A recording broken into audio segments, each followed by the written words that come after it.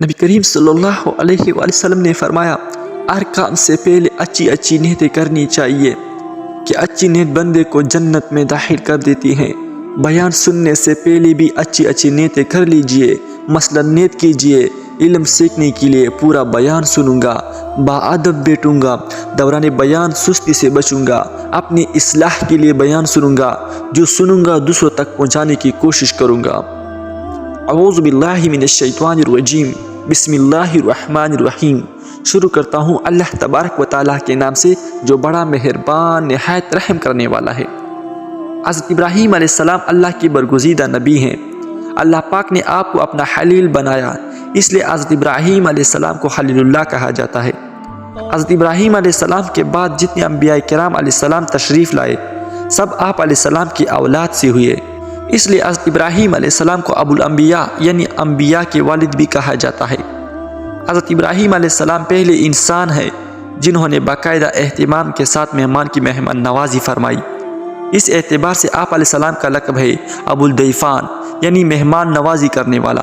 حضرت ابراہیم علیہ السلام کا حلیہ مبارک اور ظاہری شکل و شبات تاجدار انبیاء محمد مصطفیٰ صلی اللہ علیہ وآلہ وسلم سے بہت ملتی تھی، یہاں تک کہ پیارے آقا حضرت محمد صلی اللہ علیہ وآلہ وسلم نے فرمایا حضرت ابراہیم علیہ السلام کو دیکھنا ہو تو اپنے صاحب یعنی محمد مصطفیٰ صلی اللہ علیہ وآلہ وسلم کو دیکھ لو۔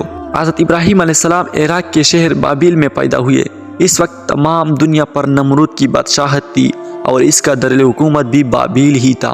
نمرود بہت سرکش، انتہائی احمق اور ظالم بادشاہ تھا، ایسا بدبخت تھا کہ تھا تو بندہ مگر دعویٰ خدا ہی کرتا تھا اور لوگوں کو مجبور کر کے ان سے اپنی عبادت کروایا کرتا تھا۔ اس وقت جب ہر طرف کفر و شرک پھیلا ہوا تھا، حضرت ابراہیم علیہ السلام نے کلمہ حق بلند فرمایا، دین حق کی تبلیغ شروع فرمائی اور لوگوں کو اللہ وحدہ لا شریک کی عبادت کی طرف بلایا۔ اس سلسلے میں ایک بار حضرت ابراہیم علیہ السلام اور نمرود کے درمیان توحید کی موضوع پر مناظرہ ہوا۔ اللہ پاک نے اس مناظرے کو پارہ 3 سورہ بقرہ آیات 258 میں ذکر فرمایا ہے، ارشاد فرمایا ہے، اے حبیب کیا تم نے اس کو نہ دیکھا تھا جس نے ابراہیم سے اس کے رب کے بارے میں اس بنا پر جھگڑا کیا کہ اللہ نے اسے بادشاہی دی ہے؟ جب ابراہیم علیہ السلام نے فرمایا میرا رب وہ ہے جو زندگی دیتا ہے اور موت دیتا ہے، اس نے کہا میں بھی زندگی دیتا ہوں اور موت دیتا ہوں۔ ابراہیم علیہ السلام نے فرمایا تو اللہ سورج کو مشرق سے لاتا ہے، پس تو اسے مغرب سے لے آ، تو اس کافر کے ہوش اڑ گئے اور اللہ ظالموں کو ہدایت نہیں دیتا۔ اس ایمان افروز مناظرے کی تفصیل یوں ہے، ایک بار قحط سالی ہو گئی، بارشیں رک گئی، اناج ختم ہونے لگا، لوگ مشکلات کا شکار ہوئے۔ ایسے مشکل وقت میں نمرود نے ایک سیاست کی لی کہ غلے اور اناج کے تمام ذخیرے اپنے قبضے میں کر لیے۔ اب جو کوئی غلہ لینے آتا نمرود اس سے پوچھتا تیرا رب کون ہے؟ وہ کہہ دیتا کہ میرا رب تو ہے، نمرود اسے غلہ دے دیتا۔ اس دوران حضرت ابراہیم علیہ السلام بھی نمرود کے دربار میں تشریف لائے۔ اس وقت حضرت ابراہیم علیہ السلام اور نمرود کے درمیان مناظرہ ہوا۔ اس مناظرے میں حضرت ابراہیم علیہ السلام کی اصل ایک ہی دلیل ہے، یہ وہ ہے کہ رب وہ ہوتا ہے جو مکمل قدرت و اختیار والا ہو، کسی کا محتاج نہ ہو، اور صرف ایک ہی ہستی ہے جو کائنات میں مکمل قدرت و اختیار والی ہو، لہٰذا وہ ایک ہستی رب ہے، سب اس کے محتاج ہے، وہ کسی کا محتاج نہیں۔ لیکن یہ دلیل متقی طریقہ کار سے ذرا مشکل تھی، لہٰذا حضرت ابراہیم علیہ السلام نے یہ دلیل بیان کرنے کے بجائے اس کے 2 مثالیں بیان فرمائے۔ چنانچہ جب نمرود نے پوچھا کہ یہ ابراہیم آپ کا رب کون ہے، اس پر حضرت ابراہیم علیہ السلام نے فرمایا میرا رب وہ ہے جو زندگی دیتا ہے اور موت دیتا ہے، یعنی یہ نمرود خود تیرا زندہ ہونا اور عنقریب موت کے گھاٹ اتار جانا میرے رب کی روشن دلیل ہے۔ میرا رب ایسا قدرت والا ہے کہ وہ بے جان میں زندگی پیدا فرماتا ہے، جاندار کو موت دیتا ہے، ایک بے جان نطفے سے جیتا جاگتا عقل مند انسان بناتا ہے، پھر جب چاہتا ہے اس جاندار انسان کو موت کے گھاٹ اتارتا ہے۔ انڈے میں نہ کھڑکی، نہ روشن دان، نہ وہاں ہوا پہنچتی، نہ غذا، ایسی بند جگہ چوزے کو زندگی بخشتا ہے۔ غرض میرا یہ ہے رب ہر با اختیار سے بڑھ کر اختیار اور قدرت والا ہے، زندگی کا بھی وہی خالق ہے، موت کا بھی وہی خالق ہے۔ جو بھی اپنی قدرت و اختیار کا دعوے دار ہے وہ اپنی قدرت، اپنی طاقت میں بلکہ اپنی زندہ ہونے ہی میں میرے رب کا محتاج ہے، اور جو محتاج ہو وہ کبھی بھی خدا نہیں ہو سکتا۔ اور وہی اصل قدرت و طاقت والا ہے۔ پیارے اسلام بھائیوں، حضرت ابراہیم علیہ السلام کی دلیل بالکل واضح ہے، مکمل اور آسانی سے سمجھ آنے والی تھی، اور اس کا جواب دینا نمرود بدبخت کے بس کی بات نہیں تھی۔ البتہ نمرود ایک بادشاہ تھا، آس پاس سب اس کے وزیر مشیر تھے، اسے خدا ماننے والی عوام تھی، ان سب کے سامنے حضرت ابراہیم علیہ السلام کی دلیل کا جواب دے نہ سکا۔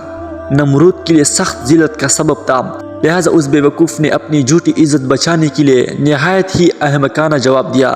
بولا، میں زندگی بھی دیتا ہوں اور موت بھی دیتا ہوں، یعنی اے ابراہیم علیہ السلام، آپ کے کہنے کے مطابق اگر رب وہ ہوتا ہے جو زندگی اور موت دیتا ہے تو یہ کام میں بھی کر لیتا ہوں، لہٰذا آپ ہی کی دلیل کی روح سے میں رب ہوا۔ پھر نمرود نے اپنے اس دعوے کو ثابت کرنے کے لیے 2 قیدی بلائے، ان میں سے ایک کو قتل کر دیا اور دوسرے کو رہا کر دیا، اور کہا، دیکھو، جسے میں نے چھوڑا اسے میں نے زندگی دی، جس کو قتل کیا اسے میں نے موت دی۔ کیسی حماقت کی بات ہے! کہا ایک بے جان چیز میں جان ڈالنا، اور کہا زندہ شخص کو زندہ رہنے دینا، ان دونوں میں زمین آسمان کا فرق ہے۔ اگرچہ عقل مند اسے سمجھ سکتے تھے کہ حضرت ابراہیم علیہ السلام کی دی ہوئی دلیل پختہ اور واضح ہے، مگر اس پر نمرود کی یہ ظالمانہ حرکت کیسی حماقت پر مبنی ہے۔ البتہ وہاں موجود سب لوگ نمرود کے حمایتی تھے، وہ نمرود کی اس حماقت اور اس کی فتح سمجھتے تھے، لہٰذا حضرت ابراہیم علیہ السلام نے اپنی اسی دلیل کو ایک دوسرے انداز سے بیان کیا۔ ارشاد فرمایا، اللہ پاک سورج کو مشرق سے لاتا ہے، پس تو اسے مغرب سے لے آ، یعنی اے نمرود، بے جان جسم میں جان پیدا کرنا تو تیری بس کی بات تو نہیں، اے رب ہونے کی جھوٹے دعوے دار ہے تو اس سے آسان کام ہی کر کے دکھا دے، وہ یہ کہ سورج ایک بے جان جسم ہے، یہ مسلسل حرکت کر رہا ہے، چلو اس کی حرکت کو روکنا بھی مشکل سہی، تو بس اتنا کر کے سورج کو مشرق سے مغرب کی طرف جاتا ہے، تو اس کی سمت بدل دے اور سورج کو مغرب سے مشرق کی طرف چلا کر دکھا۔ بس یہ سنتا تھا کہ نمرود کے ہوش اڑ گئے اور وہ ہکا بکا رہ گیا، اس نادان اور بدبخت سے اور تو کچھ نہ بن سکا۔ ہٹ درمی کرتے ہوئے بولا، ابراہیم جاؤ، میرے پاس تمہارے لیے غلہ نہیں ہے، اس رب سے مانگو جس کی عبادت کرتے ہو۔ یہ سن کر حضرت ابراہیم علیہ السلام خالی ہاتھ واپس ہوئے۔ رستے میں ایک ریت کے ٹھیلے کے قریب سے گزر ہوا، وہاں سے آپ علیہ السلام نے ایک تیلے میں ریت بھر لی اور گھر پہنچے، ریت سے بھرا ہوا تیلا رکھا اور خود آرام فرمانے لگے۔ جب آپ علیہ السلام بیدار ہوئے تو آپ کی زوجہ محترمہ حضرت سارہ رضی اللہ عنہ نے کھانا پیش کیا۔ حضرت ابراہیم علیہ السلام نے پوچھا، یہ اناج کہاں سے آئے؟ عرض کیا، وہی ہے جو آپ تیلے میں بھر کر لائے ہیں۔ یہ سن کر حضرت ابراہیم علیہ السلام سمجھ گئے کہ اللہ پاک نے اپنے خزانے و قدرت سے ہمیں رزق عطا فرمایا ہے۔ ظالم و سرکش بادشاہ نمرود کا انجام انتہائی عبرتناک ہوا۔ تفسیر نعیمی میں ہے، نمرود کے لشکروں پر مچھروں کا عذاب بھیجا گیا، مچھر اتنے زیادہ آئے کہ ان سے سورج چھپ گیا۔ ان مچھروں نے نمرودی لشکروں کے خون چوس لیے، گوشت چاٹ لیے، اور نمرود کے علاوہ باقی سب کی ہڈیاں باقی رہ گئی۔ نمرود اس عذاب الہی کو دیکھتا تھا مگر کچھ نہ کر سکتا تھا۔ پھر ایک مچھر نے نمرود کی ناک کے ذریعے دماغ میں گھس گیا اور 400 سال تک اس کا مغز کاٹتا رہا۔ جب اوپر سے دمک پہنچتی تھی تو وہ مچھر کاٹنا چھوڑ دیتا، ورنہ کاٹتا رہتا تھا، چنانچہ دن رات اس کے سر پر جوتے اور تپڑ پڑتے رہتے تھے۔ اب اس کے دربار کا یہ ادب تھا کہ جو آئے نمرود کے سر پر جوتا مارے۔ اس عذاب سے پہلے 400 سال نمرود نے بہت آرام سے سلطنت کی اور 400 سال جوتوں سے پٹتا رہا، آخر سخت ذلت کے ساتھ واصل جہنم ہوا۔ اس کی عمر 800 سال سے کچھ زیادہ ہوئی۔ پیارے اسلام بھائیوں، اللہ پاک ایک ہے، اس کا کوئی شریک نہیں ہے۔